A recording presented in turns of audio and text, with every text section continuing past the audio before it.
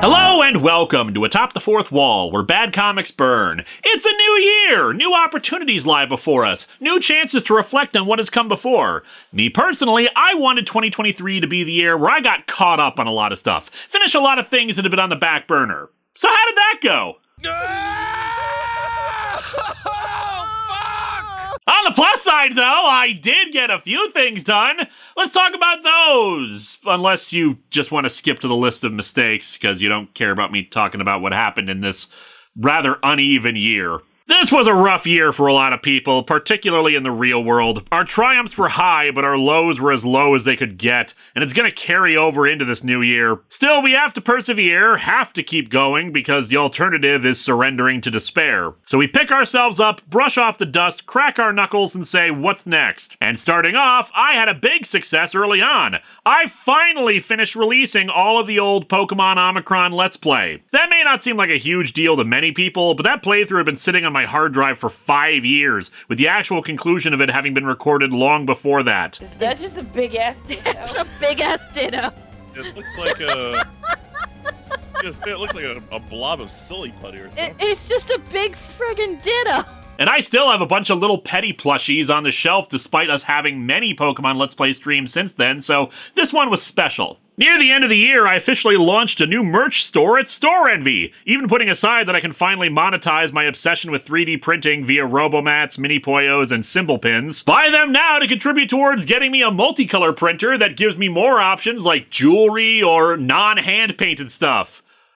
Also working on a model of Comicron 1 you can buy. Again, help me get the multicolor printer and you won't have to paint it. But that also means I can sell stuff usually only available at conventions, like an autographed photo or the badge cards. Hey, there's me in a Yu-Gi-Oh! GX costume! Boy, I wonder if that's relevant in 2023, am I right? Yes, after so many years, we have finally completed the Contest of Champions in victory! Sure, I needed to go to a much earlier version of the rules to do it. Did you guys know that they changed how Future Fusion works? Well, sucks to be you, Bandit Chief. But hey, you can't argue with the results. Said result being the Infinity Gauntlet. That doesn't work in this universe, but hey, it's shiny and I can put it on the shelves once I take down the Christmas decorations. Besides, even for as long as the contest went for, we had a massive decrease during that time in the amount of beings trying to kill me. It's non-zero, sadly, but hey, it was usually confined to Halloween. Speaking of, this is the first Halloween in a while where nothing happened. I think the last time that happened was when we got cats. Wait, got cats? We've always had cats. Still, that nicely transitions into the next thing we accomplished, finishing off several series. Halloween brought about the final Ring reviews as we got to see a more sympathetic side to Sadako, a tragic backstory, finding humanity at the end of the world, and even her beginning a career as a YouTuber. Then we're gonna find out that James Somerton plagiarized her somehow too. We also saw the end to two long-running series, The Star Wars and US1. While the former, we'll of course see more Star Wars review, and it wasn't exactly a beloved series, more a curiosity, US1 will always have a special place in our hearts. We'll be seeing him again in the future when we cover his later appearances in the Marvel Universe, but it won't be the same. That earnestness you can only get out of an 80s comic that's so silly but still trying its hardest to treat the material seriously. I suppose you could say we also did a smaller but still concluding look at two other things thanks to Patreon-sponsored reviews. One was doing all the other comics that were included in Action Comics #1, and said contents making you realize why Superman was really the only thing that endured from it. And the second half of the Dresden Files first volume's comic adaptation. Good story, and we definitely have a lot of good stuff in the Patreon-sponsored reviews of this year anyway. From the look at the original Phoenix Wright Ace Attorney, to the iconic John Constantine storyline Dangerous Habits, to a great Back to the Future storyline, to an attempt to show a Carol Danvers storyline where she isn't an asshole or a victim. I mean, I suppose when this happens to her, you could still call her a victim, but she got to lift Mjolnir during that, so I'd call it even. We also got our first look at Death's Head, who we will no doubt see again given his popularity and his history as the connective tissue between so many franchises, one of which we'll talk about again in a bit. As well as our first look at the Overwatch comics, which mostly reminded us of when we actually liked Blizzard Entertainment. But oh, the bad comics that were patroned were certainly bad, wherein we learned that we can stop wars with underage, big-boobed robots, and that a healthy reaction to someone dealing with massive grief is to scold them. It certainly won't result in them going insane and murdering a bunch of people. Then again, maybe the Guardians of the Universe could have tried, you know, doing something instead of just standing there and going, quick, keep sending one guy at a time to stop him. We'll wear him down with attrition eventually. Had a few fun theme months this year, too. All throughout April, we got to cover Neil Gaiman's Sandman, the wonderful journey of the Prince of Stories,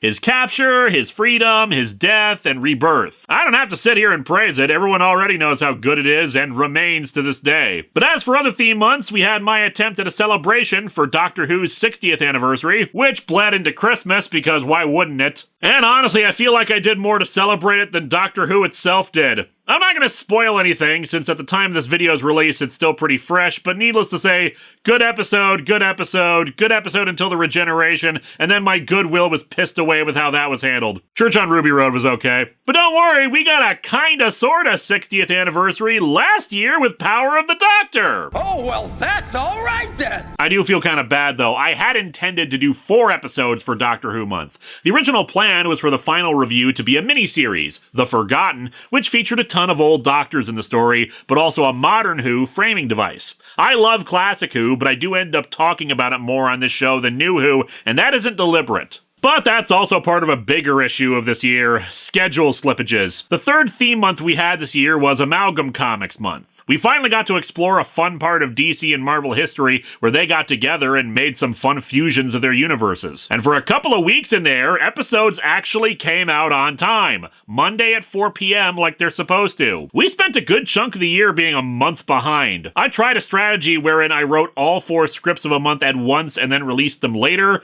but honestly all it did was hold back the tide of falling further behind. I had to cancel and reschedule some episodes to get mostly back on track for the rest of the year, and it still failed by the time November and December came along. A fan actually counted how many episodes I had put out in 2023. 39, which is actually an improvement on 2022, which was only 36. But that needs to change. My New Year's resolution? 52 episodes in 2024. I probably won't hit that, but let's see how close I can get. What? It's a new year. Let's be optimistic. While I haven't really done any big crossover reviews in a while, I did end up spending some time with VTubers this year. Got to hang out with Takahata 101 at his bar thanks to a probe droid I constructed using an old Poyo shell. Taka is convinced that there's just a tiny me inside of it, which very well might be the case. Trying to interact with animated people when I'm not animated myself is complicated. And I got to hang out with him and 8-Bit Mickey on Taka's big road trip through Canada. I got shot! There's a big bullet-shaped dent in my head. In happier times, at the end of the year, got to hang with Eldritch Grandpa a bit, but more frequently hung out with Mistress Doom as we did a Pokemon Alpha Sapphire Soul Lock. Every single death was my fault. Whoops. And speaking of streaming, did quite a bit of that, including talking about the villains I encounter every few years. Probably going to pick that up later this year. Aside from the Soul Lock, got to play quite a few games. Hitman 2, where we learned the power of soup as a weapon. Okay, maybe you should Chef Boyardee that guy. Silent Hill Homecoming for the spoopy season, wherein we also discovered that sliding puzzles are evil. There's the woman's over there. Okay. God damn it! Pokemon Infinite Fusions, which we'll get back to next year since I didn't end up finishing it for my big marathon stream. Let's see what new abominations against God we can forge. Man dude. Man dude. That's amazing. Man dude. And we spent most of the year doing Red Dead Redemption 2, because I felt like doing some cowboy stuff. I killed a vampire, encountered a ghost train, and got the UFO ending. Darn monster, you don't belong in this world. If only all of my projects could be as successful. One of the things I really wanted to get done with this year was finish the re-recordings and re-uploads of History of Power Rangers. One new one, one old one. That's all I got out. 4 old ones to go and another new one coming up first. I'm actually kind of glad the franchise is taking a bit of a break after its 30th anniversary. Regardless if it's a reboot or a continuation, at least I'll have some time to try to get caught up again. There were projects I wanted to work on in 2023 as well. I have another original project like Winter of '83 I've been eager to do, but I've had no time to work on the script. Late Night Double Feature kept getting put off. We'll see if that has to be pushed back again. Clive's already mad at me for the whole Robomat zapping him incident. It's not my fault he showed fear, and that fear is tasty to them, and yes, you should still buy them because they're cute. Plus, like I said earlier, schedule delays, Doctor Who month, and Christmas episodes getting kind of shortened. I feel like I let myself down this year. Like, I know I can do better, but it just did not work out that way. Still, the future lies this way, and we can learn to do better by examining our failures and mistakes. So, let's get going. Let's look at still another 15 mistakes of Atop the Fourth Wall. Number 15. Missed and hit opportunity from the Alone in the Dark crossover. This one isn't from an Atop the Fourth Wall episode, so it gets the number 15 slot. And it's going back a ways. Back in 2009, I used to be on this website you may have heard of, kind of where I built a lot of my following. Left in 2018 when a lot of us realized how crappy things had actually been and they were never getting better. I just realized that 2009 was 15 years ago. We're going to enter an era where people are nostalgic for early YouTube videos, and that should frighten us all. Anyway, point is, I did a ton of crossovers with the Nostalgia Critic and Spoonie back in the day, one of which was a review of the Uwe Boll movie Alone in the Dark. Alone in the Dark is a terrible, terrible movie with go-nowhere plot points that don't make sense, and just in general, a dull narrative where Christian Slater and Stephen Dorff are grumpy at each other. Tara Reid is also there as an archaeologist and museum curator, because why not? Anyway, one of the things we pointed out for the film's crappiness was where Christian Slater saves Stephen Dorff by shooting a zombie? Possessed servant? Person. He shoots a person who was about to attack Dorff from behind, but you can clearly see the shot missing from a mile away. What? He didn't even hit her! I mean, look at it! It goes right above her head! Was the shock that somebody was trying to kill her just too much for her to handle? Except one fan pointed out to me, and in fact actually tracked me down at a convention this year to show me the clip in person, they do get hit. It is the defining example of blink and you'll miss it, because it's like a couple of frames where indeed one of the bullets, illuminated for plot reasons, hits them. If you blink, you will indeed miss it. It's that fast. And indeed, all three of us when watching the movie missed it. Definitely our mistake. However, it does highlight yet again how crappy the movie is. We didn't see it because it was on screen for less than half a second, whereas we could very plainly see another bullet zipping overhead for longer. And I'm pretty sure these were CG. You would have to deliberately screw this up to make a mistake that bad. Also, yes, this is a pirated copy of the movie that I'm getting this clip from. Tried to find the scene on its own, couldn't, but of course someone uploaded the whole thing to YouTube with 2.4 million views. How are there that many that wanted to watch it? Do they think this was a 1982 Alone in the Dark? Because I'll be damned if I have to own a copy of this garbage just to point out my incompetence that was a result of their incompetence. On an unrelated note, did you know that there's an Alone in the Dark 2? Not directed by Boll, but still produced by him, and I fear for the day when someone patrons that. Number 14. Fun with spelling, from the Star Wars number 7 review. I make spelling errors occasionally, usually in the end credits. You guys love to point them out too. The truth is often just I made a typo and I'm so done with the episode that I just want to get it out and I decide not to look it over just because I want it uploaded as soon as possible. It's sloppy, certainly, and unprofessional. Hell, it happened in the 750th episode a few weeks ago, where I was thanking my fans Wordle-wide. I guess I was just trying to thank all my fans who play Wordle. And because I make those kind of mistakes, it's probably not good for me to throw stones in glass houses criticizing spelling. Especially when I'm wrong. In the Star Wars number 7, I made a side note about the spelling of Wookiees, pointing out how goofy it was for the comic to include an extra E in the name. I thought that the regular canonical spelling of Wookiee only had one E. No, it doesn't. The official spelling does indeed have the extra E, which I personally think is silly and excessive, but hey, it's a made-up word. Well, okay, all words are made up, but you get my point. Adding in extra letters but still pronouncing it as if that's not there is weird. It's like spelling Linkara with an extra A at the end, even though it changes nothing. But still, it's my mistake. I really should have noticed that when occasionally looking up stuff on Wikipedia, for crying out loud. Number 13. Technical terminology from Reagan's Raiders number 1. This is another thing related to the end credits and less an overall mistake and more just confusion on my part that needed clarification. In the political parody comic by Solson Publications, Reagan and his team of old guys get imbued with superpowers to fight terrorists. They're on board a helicopter at one point and it's referred to as Air Force One, which I was baffled by because, you know, Air Force One is a plane and the president's helicopter is Marine One. Except not. This is apparently a source of confusion for a lot of people when it comes to the president's plane. Basically, Air Force One is not a specific plane, but rather whatever aircraft the president is on that's operated by the Air Force. Same goes for Marine One. Whatever craft he's on operated by the Marines would be Marine One and so forth. Oh god, that means now there's potentially a Space Force One in the future. Sure, there is a usual plane that the president uses, and that's referred to as Air Force One, but it's a lot more fluid than you'd think. Although, considering the helicopter in the comic is operated by Reagan's Raiders, shouldn't that mean it's Raider One or something? Number 12. Combination Confusion from Spider-Boy number 1. Earlier this year, as I said at the start, we did Amalgam Comics Month, looking at 4 titles that combined Marvel and DC characters into new ones. Spider-Boy, the combination of the Ben Reilly Spider-Man and the Connor Kent Superboy, was definitely one of the more overstuffed examples of this. Tons of characters from both series, tons of references to stuff in other books, tons of villains, and that brings us to this mistake I made. Sometimes the amalgamations of characters is less obvious than you'd think. For instance, there was the combination of Daredevil and Deathstroke the Terminator of all people, which somehow created a woman. Some tried to argue that maybe Dare was actually a combination of Daredevil and Rose Wilson, Slade's daughter, but no. At the time, Rose didn't have an eye patch, the character's name was still Slade, she didn't use a sword, and Rose was in limbo at the time, having no appearances between the end of New Titans and her appearance in the Technis Imperative. So yeah, it's possible they threw her in there as a third in the mix, but it seems unlikely.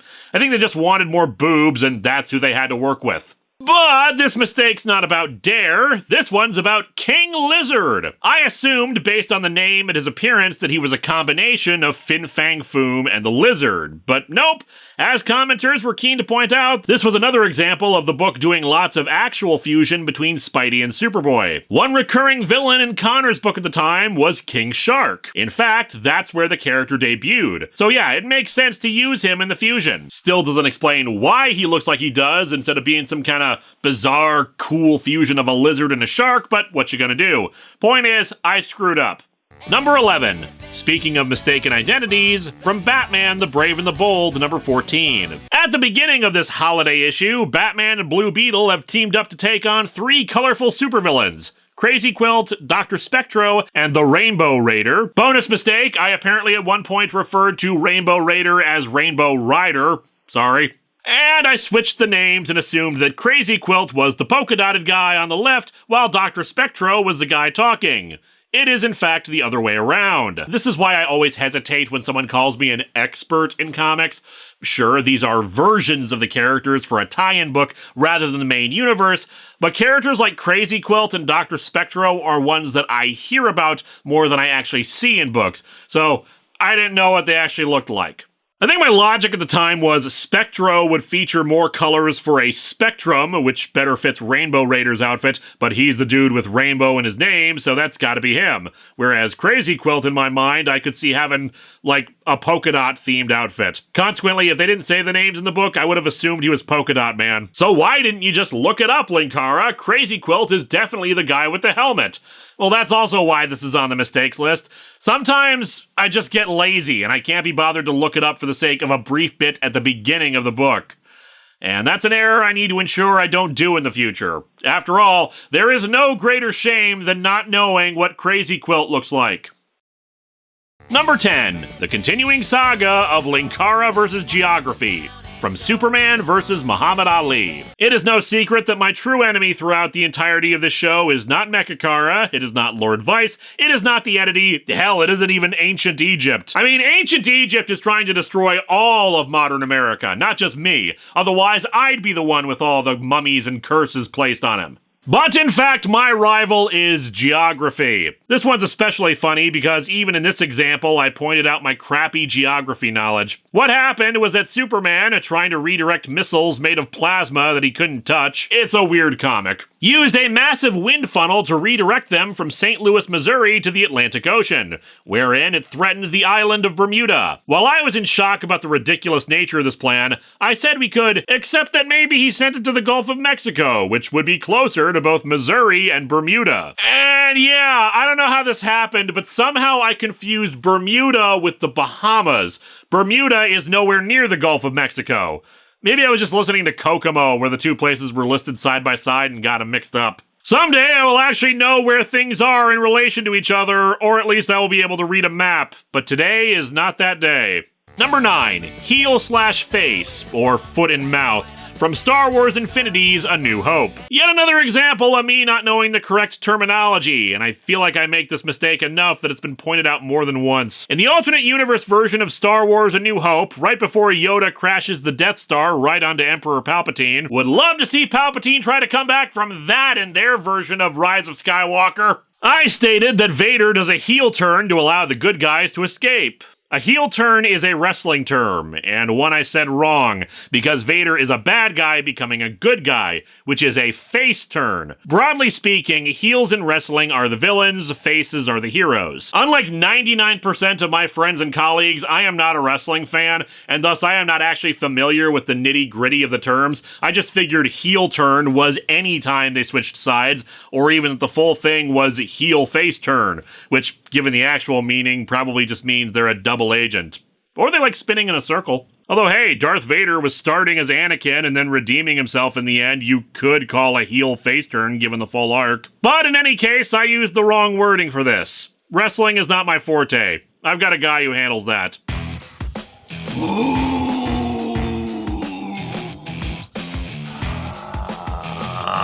Emperor Palpatine! You get knocked down, but then get right back up again.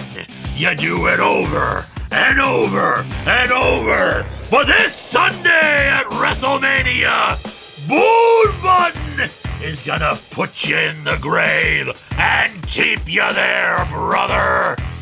Ooh. Number 8.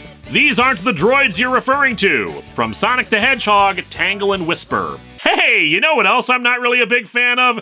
Sonic stuff. I feel like I've been pretty clear about that one too, as my knowledge of the franchise doesn't really extend beyond the Sega Genesis games. I'm just saying, I know more about Sonic Spinball than I do anything in the franchise made after 1996. So during the backstory flashback that Whisper explains, there's a bit where her team is ambushed by robots in one of Eggman's bases. In particular, these guys, whom I referred to as Metal Sonics, because again, I only know the Genesis games. However, many of you viewers out there remain huge fans of Sonic comics, so of course people were keen to point out that no, these are not Metal Sonics, these are Shadow Androids. The comic even refers to them as such on one bit that I missed. And I'm sorry about that. I should have noticed it, and I do try to be accurate about these things. It didn't occur to me that Shadow would have his own robot duplicates because, again, my knowledge of Sonic lore doesn't get past, wow, Sonic 3D Blast was really bad. I know even less about Shadow. I don't doubt that he has his own rich characterization, history, and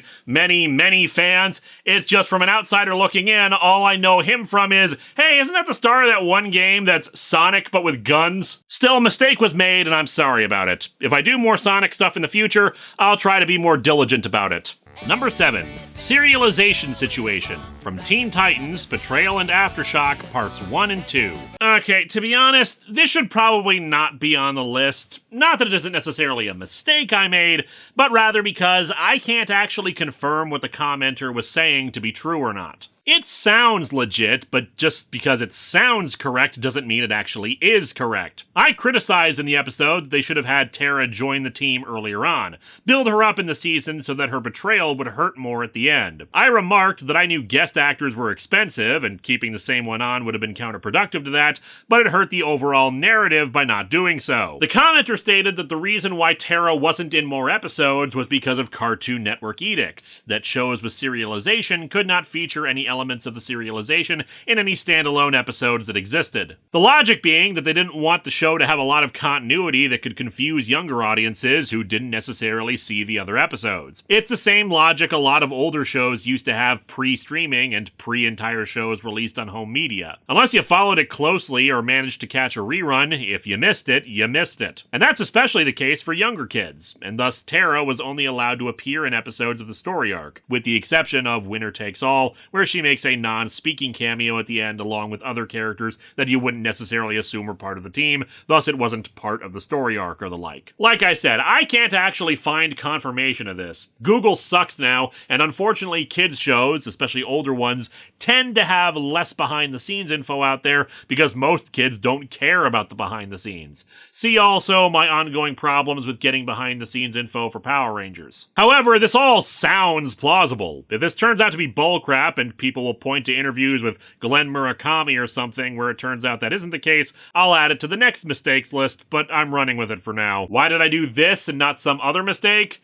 Because I actually had kind of slim pickings for the list this year and had to ask for suggestions. I have a few others, but like, hey guys, did you know Captain America got his shield in the second issue and not the third, like I said? Fascinating mistake, I know. You were all very upset about that. Number 6. The Cartmel General Ideas from Doctor Who Remembrance of the Daleks. This is less a mistake and more just a misconception. In the episode from a few months ago, I talked about the Cartmel Master Plan, the supposed plan spearheaded by Doctor Who script editor Andrew Cartmel to reintroduce mystery back into the Doctor and his backstory, because after 25 years, it seemed like we knew everything there was to know about him and his people. This involved the Doctor actually being a quasi-reincarnation of an ancient Time Lord figure from their history and one of the founders of their society. However, it seems that the Cartmel Master Plan may have been a bit overblown by fans over the years. Cartmel himself has apparently given interviews where he said that was never really going to advance beyond just the vague hintings we saw in the show. All that stuff about the other and whatnot wasn't going to make it on screen if the show had had another season. And it's pretty much for the same reasons I gave in the review. Revealing too much about the Doctor's backstory ruins the mystery, and in fact, he had the same criticism for the Timeless Child reveal when it was explained to him. So how did the Master Plan get such a bigger reputation? Well, a lot of it is probably the fault of the spin-off media like the New Adventures books, where indeed a lot of that stuff was incorporated in. Weird bits of canon and slightly more adult material that wouldn't necessarily fly on a family show, and boring lore details because you need to fill out a book. And indeed, according to Ben Iranovich, the writer of Remembrance of the Daleks, Cartmel himself and the other writers all had different ideas about who the Doctor really was. So regardless of anything else, it seems the Cyber Leader remains correct. The secrets of the Time Lords mean nothing to us. Number 5.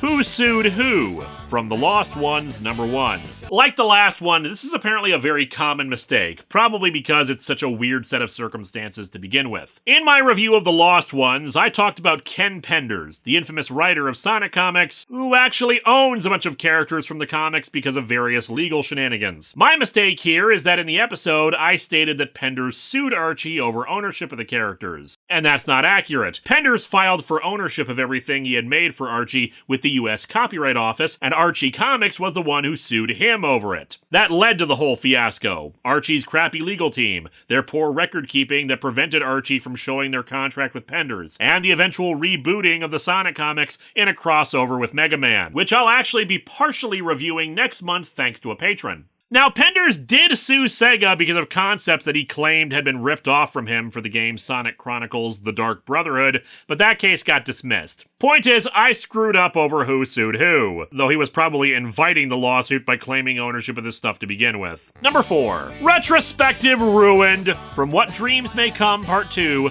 The Sandman, number 21 to 40. So as I mentioned at the start, one of the big things I did in 2023 was my Sandman retrospective, covering all 75 issues of the comic.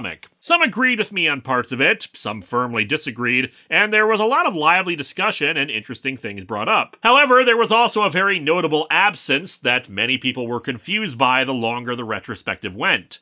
Where the hell is the Song of Orpheus? Printed in The Sandman Special Number 1, the Song of Orpheus is the tale of Morpheus' son, the mythological Orpheus, and how he ventured into the underworld to try to retrieve his beloved. However, as per the myth, he was not allowed to look behind himself as he left, lest he lose her forever. And as per the myth, he looks and she is sent back. A lot of people were wondering why the hell I didn't cover it. It's not the essential story of the series, but Orpheus and his relationship to his father is kind of a big deal, since that leads directly into the final arc. Plus, it explains why he's just an immortal head now, which I think most people would be curious about. There are a couple of reasons for this. One is the reason I gave to most people who asked about it. The retrospective was only covering the main series. As I said in those videos, I had originally planned to look at all the miniseries and spin-offs in the final part until I discovered the sheer breadth of stuff that came out of the Sandman, enough for its own massive retrospective or two, so I stuck to the 75 issues. The second reason, the more embarrassing reason, is that I just plumb forgot that the story was told in a special and not in the main series itself. I first read Sandman in trade paperbacks, and of course my collection of the series is in trades and not individual issues. And it got included in a trade, but I don't really pay attention to issue numbering when reading a trade collection, thus it never occurred to me that it might not have been in the main series. By the time I realized this, the retrospective had grown so long, and I was just struggling to get it done when it's 4 episodes that are about an hour or longer each. So yeah, this is on me. It should have been in part 2 based on when it was published, so I'm sorry about leaving it out. Maybe I'll give it its own review sometime in the future for, like, the 20th anniversary of the show or something. For now, though, I'm sorry for the omission.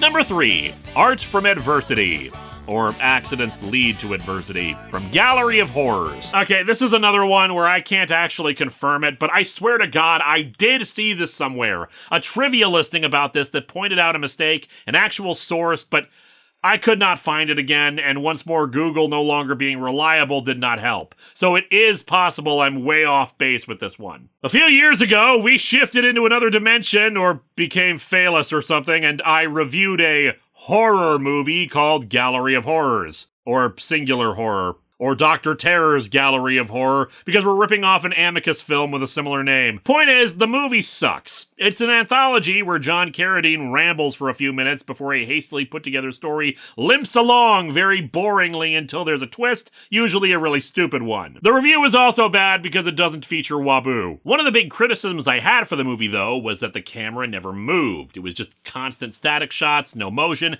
scenes playing out in a single take without much in the way of cinematography.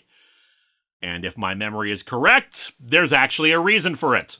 What I recall reading, and was pointed out to me, was that the guy in charge of camera for the shoot got an injury and had to be taken to the hospital. And because this was a low-budget affair, they didn't have John Carradine for the full shoot, and he was actually originally supposed to play Dracula/Alucard in the final segment. They couldn't really find someone else on short notice nor reschedule, thus they just went ahead without doing much with the camera. Now, that doesn't negate my criticism of it, just that there's an explanation for it, and not just poor direction or the like. Now, it's entirely possible that I don't know, I dreamed this up, but I vividly remember this, and I added it to the list to investigate further for it, but I couldn't find it again. Now, IMDb does say that the director of photography, Austin McKinney, was struck on the head with a large piece of lumber and rendered unconscious, but the trivia also says that he regained consciousness and continued working while having a bleeding head wound.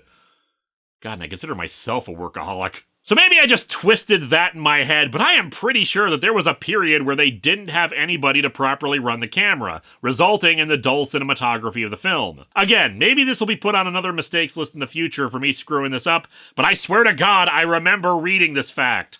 Number 2, they aren't vampires. Don't treat them like that.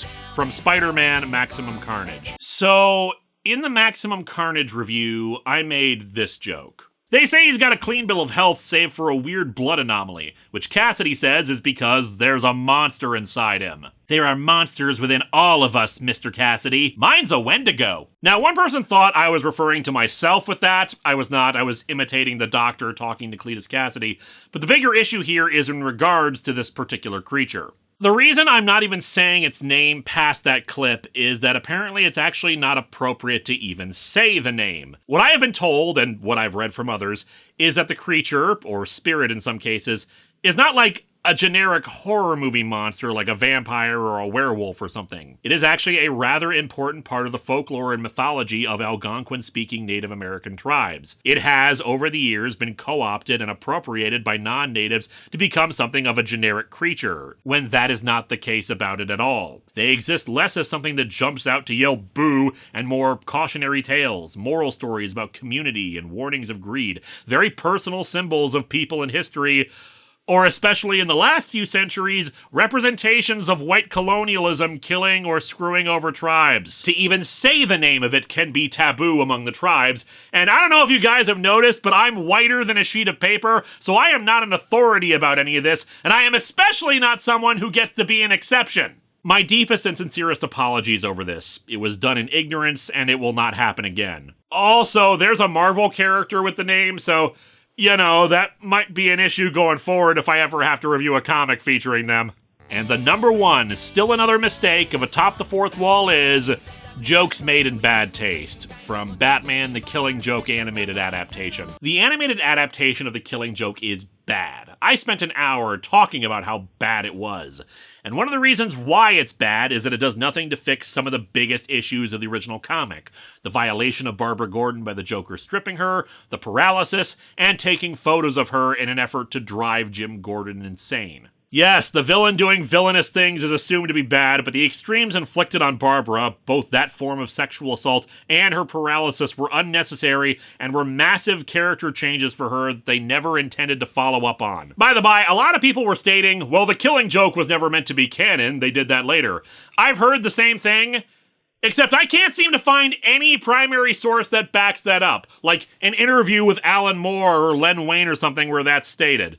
It's certainly possible that's the case, but I see it repeated over and over without anyone saying where that was originally said, like in the solicitations, in an intro and reprints. Point is, for all my critiques and anger over what happened to Barbara Gordon, I was decidedly more glib when it came to her father being stripped naked and led around on a leash. He asks what he's doing here. You're doing what any sane man in your appalling circumstances would do.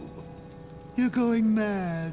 Actually, this kind of reminds me of my college days, so it's a bit nostalgic. Yeah, I was attempting to go for general levity to counteract how dark the whole thing was, but given how what's happening to Gordon is also a form of sexual assault, that was probably not the right direction to go in. I also make a joke after Gordon has a breakdown that the Joker accidentally slipped a dick pic in with the shots of Barbara, meant to be slightly absurdist humor about it being almost eldritch and how horrifying it is. But honestly, that was also really inappropriate too. It kind of implied even worse sexual assault implications. And I should not be making light of this kind of stuff, intentional or otherwise. I am sincerely sorry about both of these, and I hope I won't ever do anything like them again. Mistakes are going to happen, as you can probably tell because the audio of the first half of this video is different from the latter half. It's why I still do this kind of list. But hey, maybe the fact that I actually needed to start asking you guys to tell me some mistakes I haven't covered yet is a sign that I'm doing better, that I'm making less mistakes overall. And as we move into my 16th year of doing this, I'm optimistic. Maybe in 3 years I won't do a mistakes list at all because there just aren't enough to do. Or maybe this is the year I'm proven to be a gigantic fraud who has all the wit and charm of a pile of manure. Next time, though, we're going to do an episode I had planned for last year. Batman versus the Predator.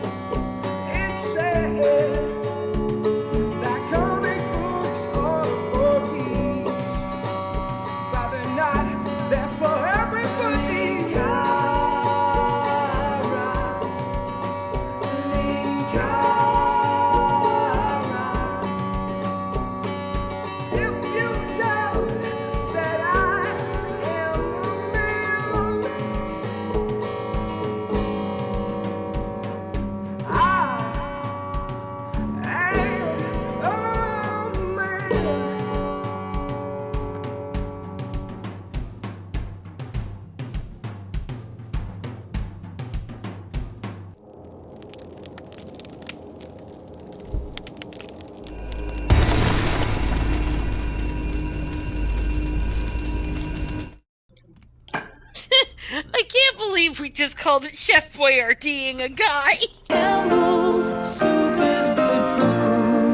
It's also apparently good weapon. Hello my friends, please take a moment to like this video, subscribe to the channel, and click the bell for notifications on new video releases. If you'd like to support future videos, you can check out my Patreon or purchase a t-shirt via Teespring or Shark Robot. Thanks for watching!